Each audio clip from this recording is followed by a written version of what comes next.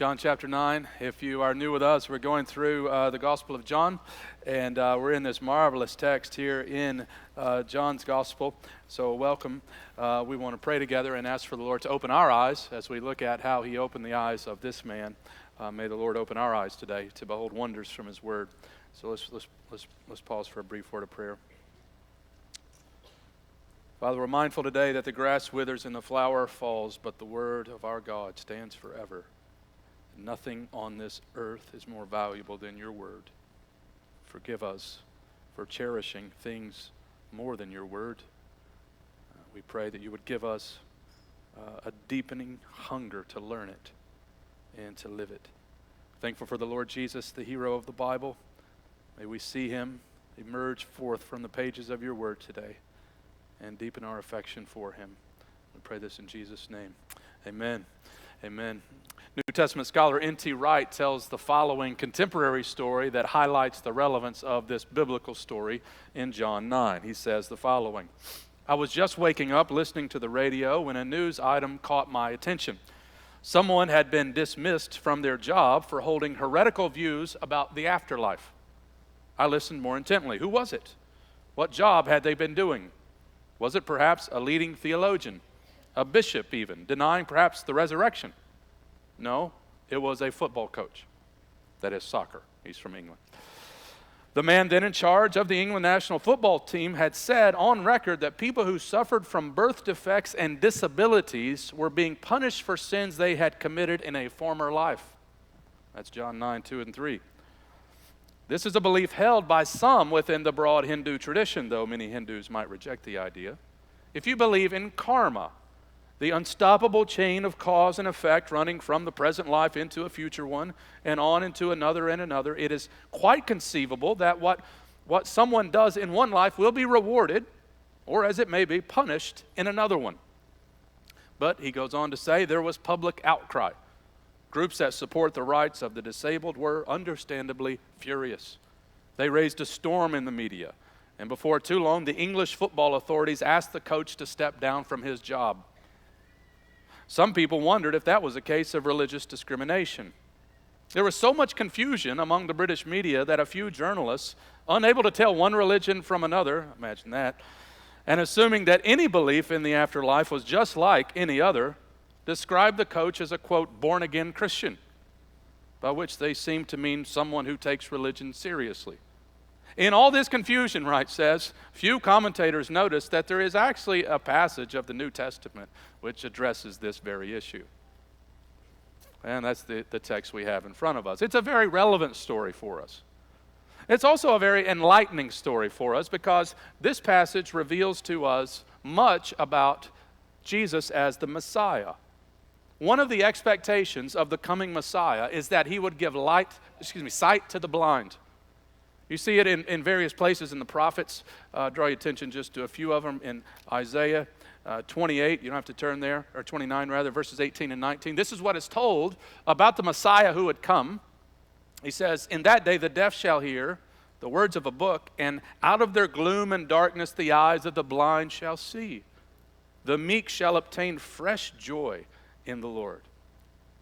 Just a few chapters over in Isaiah, he says in chapter 35, the eyes of the blind shall be opened, the ears of the deaf unstopped. Then shall the lame man leap like a deer, and the tongue of the mute sing for joy. And then a reference, I think, to the Feast of Tabernacles and the water that we've been looking at. For waters break forth in the wilderness and streams in the desert. So one of the proofs that Jesus is Messiah in the New Testament is that he gave sight to the blind. In fact, this is Jesus' favorite healing, you might say. There are more miracles, I didn't really recognize this till this week, more miracles of the blind seeing attributed to Jesus than any other category of healing in the New Testament. And that is because this one was reserved for the Messiah. In Matthew 12, 22 and 23, the people say the blind can see. Is this the Son of David? And perhaps you recall the story of John the Baptist in Luke 7, where John the Baptist sent some people. John was in prison, and he says, go ask him if he's the one or if someone else is coming. And Jesus' first response is, go tell John that the blind see. Doug Moo points out that you don't read any accounts in the Old Testament of giving sight to the blind. Actually, none of Jesus' followers do it either. The only thing you see in the Old Testament is that God is able to do it, like the psalm we read in 146. The closest thing you get is when Ananias lays hands on Saul, but that was a temporary blindness. All that to say, in John 9, we have not just a ho-hum kind of story, but proof that Jesus is the long-awaited Messiah. It continues this light theme that we've looked at. You see it there in verse 5. He says, I am the light of the world. That's what he said in chapter 8, verse 12. Coming to Jesus is coming out of darkness into light. It's coming out of blindness into sight. That's the testimony of every Christian. I was blind, but now I see. And it's not only an enlightening story and a relevant story, but this is a very inspiring story. It's a very refreshing story. I was happy that I got to prepare this story after all the dense theology we've been looking at in chapters 5 to 8. If you have been with us over the past 5-6 weeks, you really deserve an honorary doctorate because it's been deep, right? We've had all the theory, we've had all the argument, and now a story, a refreshing story. This guy gets a whole chapter in the Bible of what it looks like to come out of darkness into light. It's filled with personality.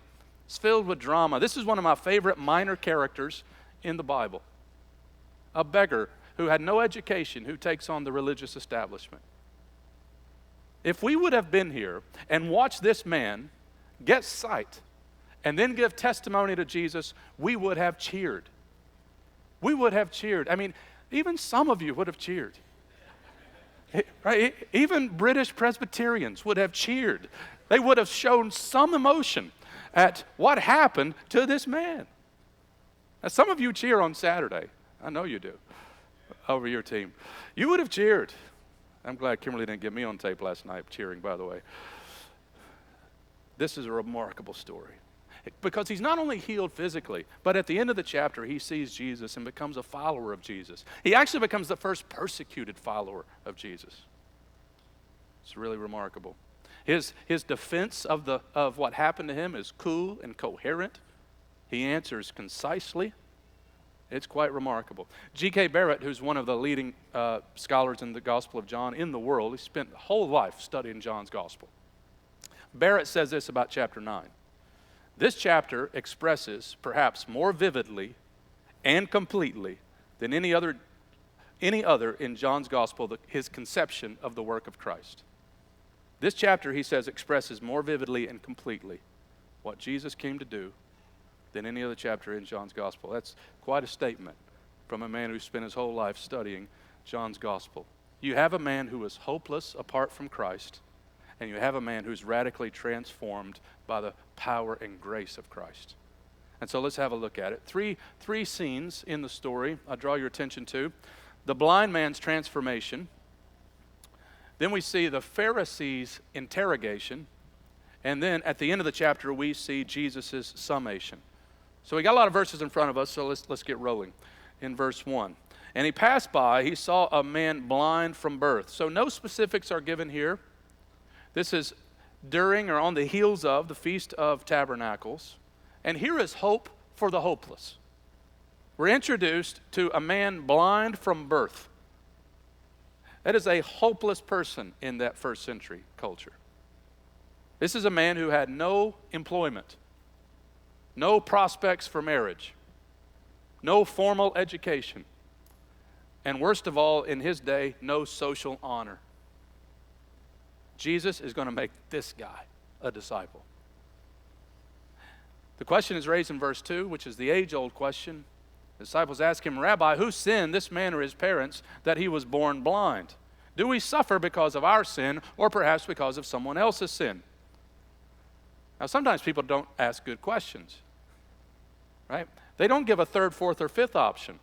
This is a complex subject that you don't boil down into two categories. But all they have are two in their mind. Who sinned? Was it this man? Or was it someone in his prior life? Was it his parents? So you see, the disciples, like many people in our world today, are preoccupied with the cause of suffering. But Jesus redirects the issue to the purpose of God in suffering. And they're not the only guys, by the way, who raised the question. Is this guy suffering due to his own sin? If you remember, the story of Job is all about that, isn't it? Job has these friends who were actually pretty good friends until they started talking. Sometimes we do best by not talking, by the way. And what were they doing? They were blaming Job's suffering on his past. Well, this is a great reminder to us that our first reaction to suffering isn't to entangle the problem of why we suffer. It's to exalt God in the suffering and to remember one day the Lord will remove the suffering. How do we glorify God in suffering? Well, we do this by trusting God, by resting in His sovereignty. We do this by asking for Him to make us more like Jesus as a result of this suffering. We glorify Him by hoping for glory, by realizing that nothing in this world will satisfy our hearts. We glorify Him in suffering by bearing witness to Jesus to those around us in suffering. This is a good reminder for us as we pray for the sick. We do pray for the healing. That is good and right and biblical.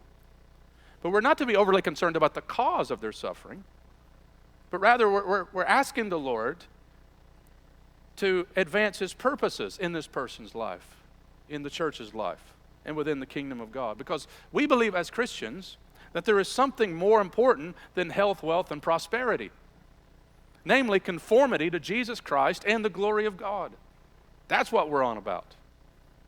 And it's also important to notice here that even though John doesn't really elaborate on it, we know it from the whole story of the Gospels, that our God understands human suffering, not just because He understands everything, but because our God doesn't sit back and just watch human beings suffer.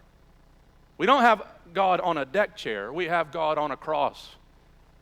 The suffering servant who understands human weakness and suffering. You see, when we walk through suffering, we want to not just be like Jesus in suffering, but we know that we have the abiding presence of Jesus with us in our suffering. One who can identify with us. Well, none of that, of course, is in the minds of the disciples. They have a very simplistic worldview that's more like karma than kingdom. And so you get into verse 3 now, and Jesus says, "It was not that this man sinned, or his parents, but that the works of God might be displayed in him." Now, we should point out, by the way, that sometimes you do suffer because of your sin. I think you know that. If you eat too much, it's your fault, okay? You go over the speed limit, you get a ticket, you deserve that. You deserve that. That's not unjust suffering. That's just suffering. But it's not always because of sin that we suffer. And Jesus points out here that there is a particular purpose of God in view. He says, these things happen that the works of God might be displayed in him. You notice Jesus doesn't call this a miracle. It's just Tuesday. For us, it's a miracle. For God, it's just work. It's just what He does. Verse 4, we must work the works of Him who sent me while it is day. Night is coming when no man can work. What He's saying is, my incarnation is a temporary stay. I need to do this work now so that I can reveal who I am. And this work now is a preview of the world to come, where Isaiah's promises of the blind seeing is an already but not yet fulfillment. What Jesus did in these miracles wasn't a violation of the laws of nature. It was the restoration of nature.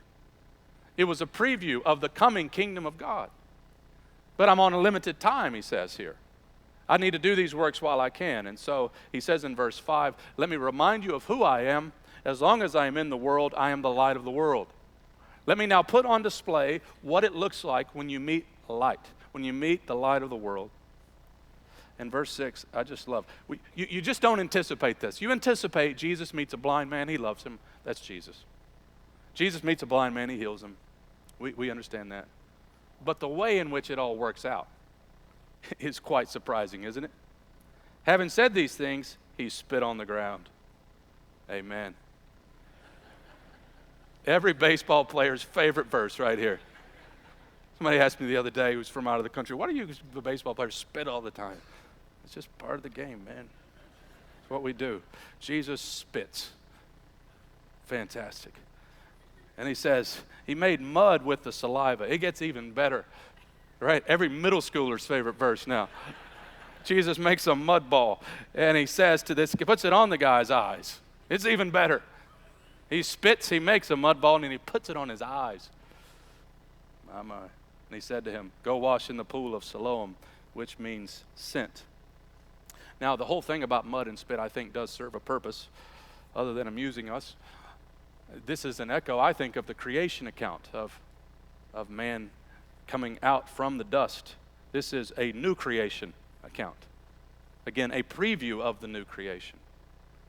Jesus sends the guy to the pool of Siloam for 3 reasons, I think. One is, that's where they drew the water, if you remember, for the water ceremony during the Feast of Tabernacles, which we looked at in John 7. But John also tells us a second reason, and that is this word Siloam means sent. Over and over, we've been reading about Jesus being sent from heaven. He's the sent one. So it's a symbolic expression of the one who's going to do the healing. And further, in Isaiah 8:6, this speaks of the waters of Siloam and the coming of Messiah in that particular verse, where there, God says through Isaiah, that judgment is coming because Israel had refused the waters of Siloam that he provided. And now the leaders of Israel are refusing the Son of God, the sent one that he has sent. Verse 7 concludes with a very non-dramatic report. It's very not American media right here. So he went, washed, came back seeing. Period. An absolute miracle. And what does he say? He went to the pool, came back, he could see. Quite an understatement. An amazing thing. All things are made new. And this is what happens when you become a Christian. You see the whole world differently, don't you? C.S. Lewis famously said, I believe in Christianity as I believe that the sun has risen. Not only because I see it, but because by it I see everything else. It's a whole new worldview when you meet Jesus. Verses 8 and 9, now what happens is the beginning of several discussions after this miracle. There's a whole lot of talk that goes on after this event unfolds. First, it's the neighbors. The neighbors and those who had seen him before as a beggar were saying, is this not the man who used to sit and beg? So his countenance has changed. His appearance has changed. Some said, it is he. Others said, no, but he is like him. Is this the guy who used to beg? Yeah, I think it is. No, it's not him. I mean, it looks like him, but it's not him.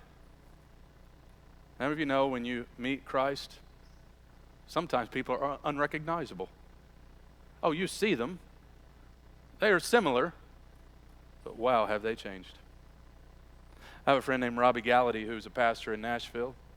Robbie has quite a testimony. He used to be a bouncer at bars in New Orleans.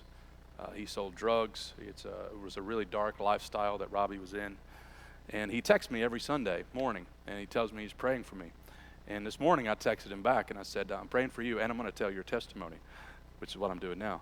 And I wanted to share it because Robbie had this sort of experience where he was unrecognizable.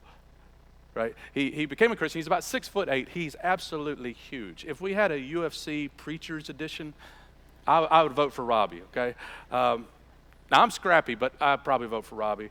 And Robbie was told when he became a Christian, hey, you need to go to T-Bone's Bible study. I was leading a Bible study at University of New Orleans. And he was anticipating a big guy because of my nickname. And he walks in, there are only 8 of us, and he looked like an absolute, he was scary looking. And he comes in, he's like, hey, I'm looking for T-Bone. And I'm like, I'm T-Bone. And he's like, you're T-Bone? I say, yeah, pal. Sorry to disappoint. And so he sits in my Bible study. He'd barely been a Christian a week.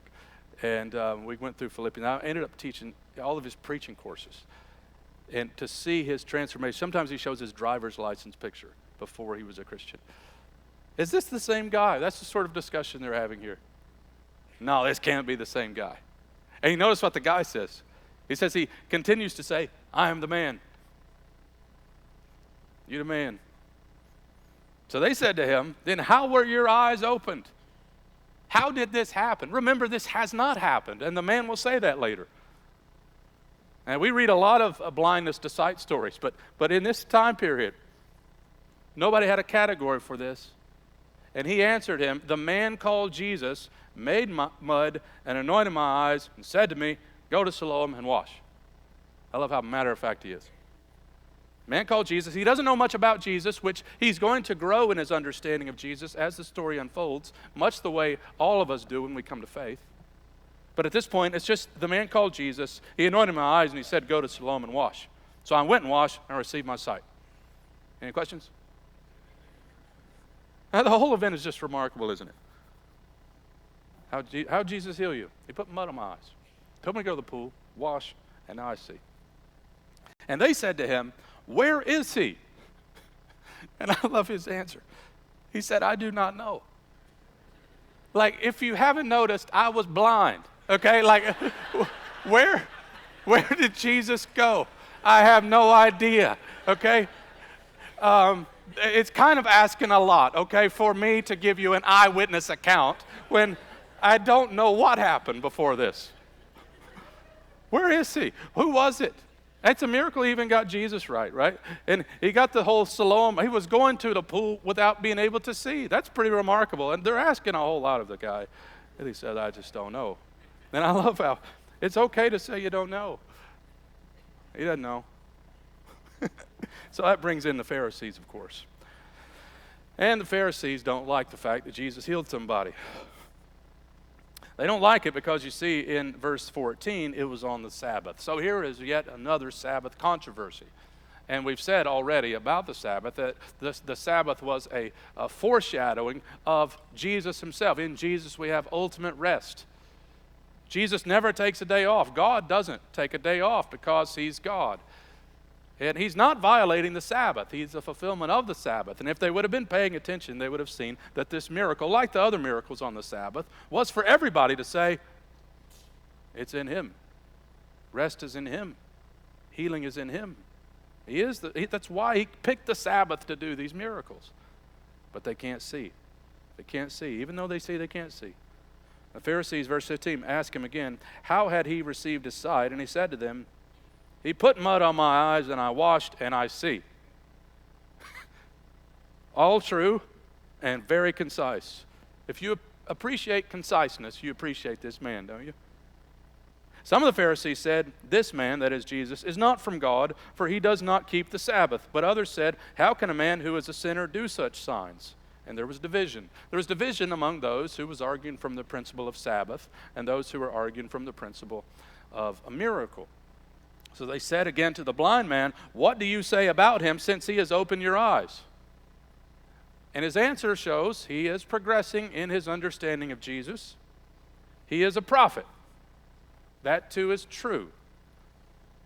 It's a bit insufficient. He's more than a prophet. But that's true. And for this guy at this point, this is as high of a status as he knows. That the prophets would do miracles, a la Elijah and Elisha. And so that's his answer. Now, you got to imagine, this is a very intimidating crowd on this man. He's only seen for a matter of minutes, and now they're asking him all these questions. And he's standing here in the face of intimidation and giving them really good answers. Well, that leads to the second part of the interrogation, which is where the Jewish leaders now turn to the parents of the man. They are relentless in their assault. They set themselves against Jesus, and they will stop at nothing. So it says in 18, so the Jews did not believe that he had been blind and that he had received his sight until they called the parents of the man who had received his sight and asked them, is this your son, who you say was born blind? How then does he now see? Well, they say some true things, but they don't really defend their son that strongly. They do a bit of deflection, but notice 20. His parents answered, we know that this is our son and that he was born blind, but how he sees we do not know, nor do we know who opened his eyes. That was probably true. But then they say, ask him, he is of age, he will speak for himself.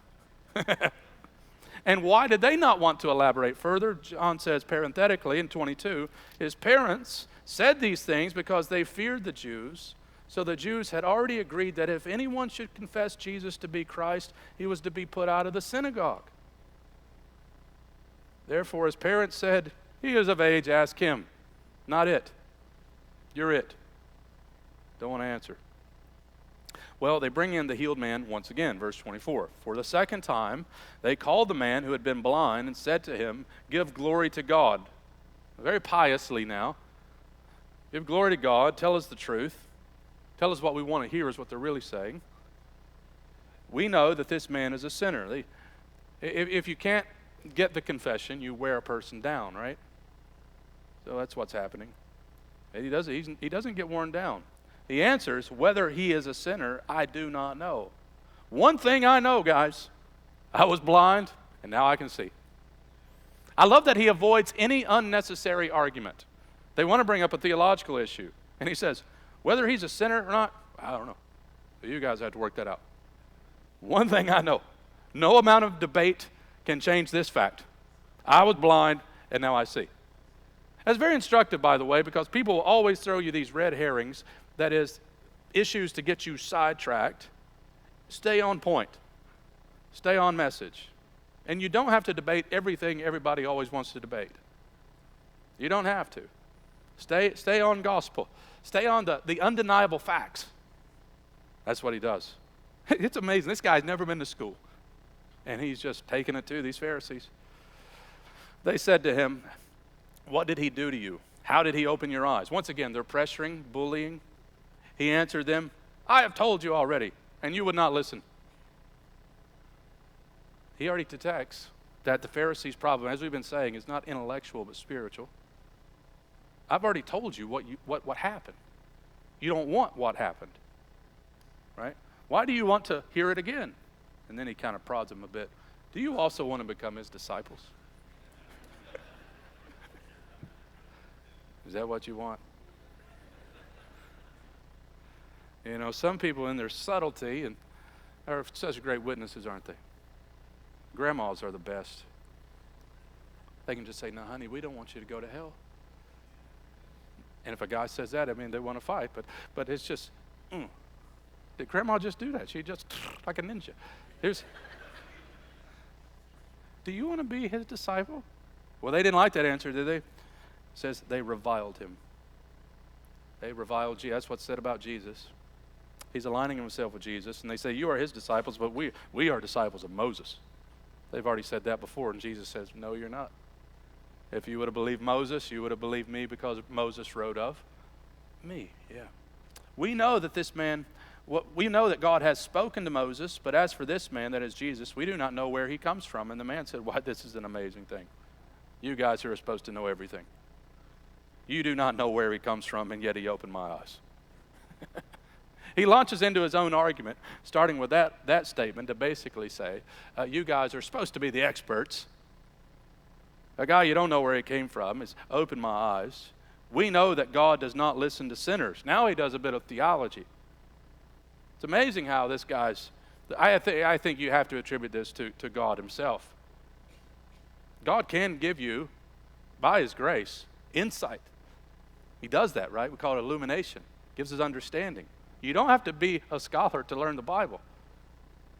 You got to be hungry. You got to want to learn. But if anyone is a worshiper of God and does his will, God listens to him. And then he adds a historical note. Never since the world began has it been heard that anyone opened the eyes of a man born blind. And unpacks his argument even further in 33. If this man were not from God, he could do nothing. Well, a really impressive presentation. The Pharisees hate it. They answer him, you were born in utter sin, and would you teach us? A man convinced against his will is of the same opinion still.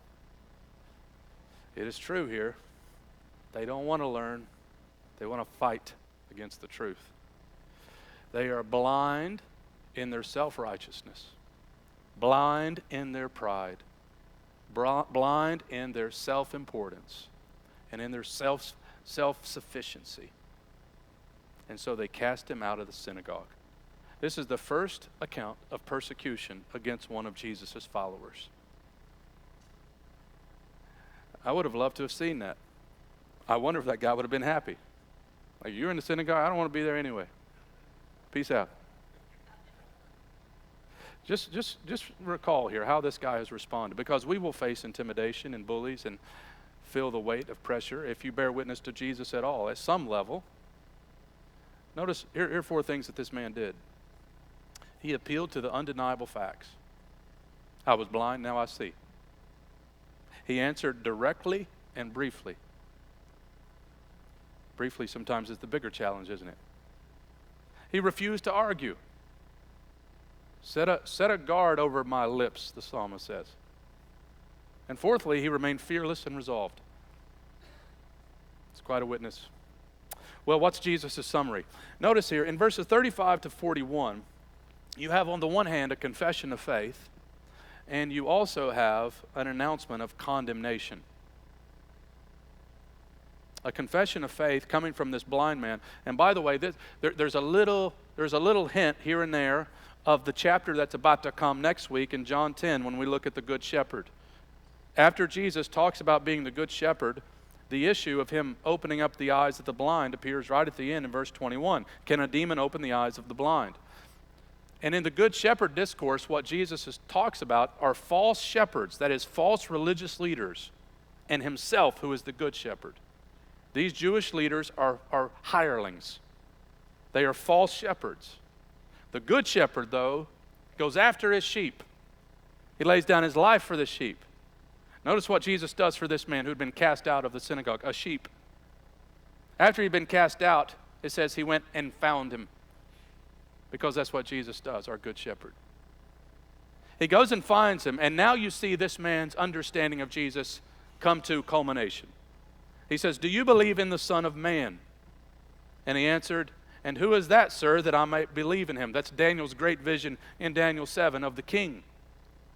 Jesus says, "You have seen him, and it is he who is speaking to you." And he said, "Lord, I believe." And he worshiped him. Well, this is my prayer for everybody in the room today, that you would say to Jesus Christ, "You are Lord. I believe," and we worship him. This guy has went from, he was called Jesus, he's a prophet, he was sent from God, now he is the Lord, and he worships him. He's teachable, he's humble, and now he is a disciple.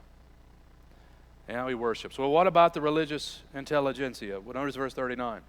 Jesus says, "For judgment I came into this world, that those who do not see may see, and those who see may become blind." 3 pieces in this verse. First, he says, I came for judgment. Now, that's not in contradiction to chapter 3, verse 17, where Jesus says, "I didn't come to condemn, but to save." But his coming was a judgment. His very coming in itself was a judgment, because the entire human race is divided based upon their response to Jesus. His coming into the world showed who was really blind and who could really see. For judgment I came into this world. 39b, he then adds that his saving intent, though, is that the blind may see. And then finally he says at the end of there in verse 39, that those who claim to have spiritual sight, but really don't, though they think they do, are shown to be the blind people that they really are. Those who see may become blind. Well, that then triggers the question from the Pharisees. Some of the Pharisees near him heard these things, and they said to him, "Are we also blind?" Based upon what you said, you seem to be implying that we are the blind ones. Well, that is true, but notice Jesus adds a little nuance to it in 41. If you were blind, you would have no guilt. What he means is, if you would have no knowledge, you would not be held to the same account. But you do have knowledge. You have the law, you have the prophets, and most of all, you have me standing right in front of you. If you were blind, you would have no guilt. If you had none of those things, you might want to argue that you have no guilt. But now that you say we see, that is, you have these things. And today we would say for the world, you have a Bible. For those who have been taught about the gospel. You say we see, but your guilt remains because you really don't see. You're guilty because you've heard and you haven't responded appropriately.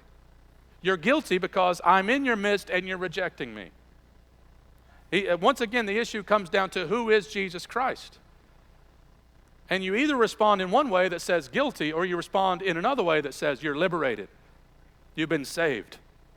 You're either blind or you see. There are no third options in the Gospels. To summarize what Jesus says, we say this a lot around here, to become a Christian, all you need is need. But they didn't have it. They had pride. They had self-righteousness. Jesus says, those who inherit the kingdom are poor in spirit. They recognize that they can offer nothing. They are as desperate as this begging man. Jesus will pick this man as his great example. This is what it's like to become a Christian, to be utterly desperate. That's our human condition. And then Jesus, in his sovereign grace, comes in and saves us, opens up our eyes. Well, let me leave you with 4 quick responses. I don't have time to elaborate them. I'll get you started, but you can tease them out for yourself. What can we learn? What shall we learn? And I'll just collect. These are not new things, but let me just summarize them. First of all, let's worship the Lord Jesus who gives sight to the blind. If you can see, follow this man. If you can see spiritually, worship him. We've been looking at this theme for several weeks now: darkness and light, blindness and sight. By the way, this week, October 31st, as we celebrate the Reformation, which is a celebration of the recovery of the gospel, the motto of the Protestant Reformation was, after darkness, light. Post tenebris, lux. After tenebris, darkness, lux. Latin for after darkness, light. The Reformation took place during a very spiritually dark time in the world. People were blinded. They hadn't no light of the gospel. They were blinded in the darkness of corrupt religion and superstition and idolatry. And as the gospel went forth, people's eyes were opened and they walked into the light. They came into the light, much the way this blind man does. And those who have now been called out of darkness into light should worship him. All of our lives lived in the light to the glory of God. We were in darkness, but now after darkness, it's light. Secondly, I think we learn from this man the obvious lesson that we should share our story with other people. We should tell the world how Jesus opened up our eyes. Now, to be sure, your story is not the gospel, but it illustrates the gospel, and it can be a great bridge to the gospel. This is our story. I was blind, but now I see. And don't think, by the way, I don't have a remarkable testimony like your friend Robbie. People knew who I was the next day. Or maybe you were converted at a very early age. And I would remind you, theologically, you do have a remarkable story. You were blind, and now you see. That is remarkable. And so we got something to tell the whole world. Thirdly, we learn from this man, we must be prepared for some measure of opposition. They reviled Jesus, they reviled this man, and they will revile us. And finally, this whole story, as we've been giving a few echoes of Isaiah, reminds us to live in the hope of the new creation to come. Because what Isaiah promised in the first coming of Jesus will ultimately be fulfilled in all of its glory in the new creation to come. The Messiah will not come back for a short time. Right? Here, he's only got a few more days, he says. And then night's coming. No, but the next time he comes, there will be no more night. It will all be light. And the Messiah will eradicate all human suffering once and for all. The blind will see. The lame will walk. The sick will be made whole. No locking of doors. Children playing in the streets. Lion and the lamb together. We long for that. We ache for that. And this story shows us who's going to make it all happen. The Lord Jesus Christ, who comes to us in our brokenness and in our blindness, spits some mud on our eyes, sends us to the pool, and we wash, and we see now. And we see with eyes of faith, and our eyes of faith will one day end with eyes of sight. And we will see him, and then every pleasure you've ever had in this life will pale in comparison to the day in which you bow at his feet, like this man, and you say, Lord, and you worship him. So let's get some practice right now. Let's pray together. Father, we thank you for your word.